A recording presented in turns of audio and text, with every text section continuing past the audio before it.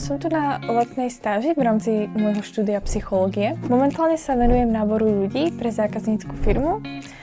Zistujem, či spĺňajú kritériá a vlastne podmienky a v prípade, že ich spĺňajú, tak im napríklad volám a zistujem o nich ďalšie informácie. Uľahčuje to firmám výber zamestnancov. Vďaka tomu si vlastne vyberajú už zo zamestnancov, ktorých sme im my poslali ďalej, takže im to vlastne zrýchľuje čas a zefektívňuje prácu. Pre mňa je to veľmi cenná skúsenosť, hlavne preto, že si môžem vyskúšať vlastne aj veľa rozličných vecí. Okrem toho náboru som už mala možnosť pracovať aj na iných veciach a aj tento samotný nábor ma veľmi veľa naučil o tom, ako sa vyberajú uchádzači a ako to funguje. V rámci iných aktivít som napríklad vyhodnocovala 360-ku spätnú väzbu zamestnancov alebo som skúšala vytvoriť krátke príspevky o mentálnom zdraví. Pro nás není důležité, jak dlouho u nás jsi, je důležité, co tady po tobě zůstane.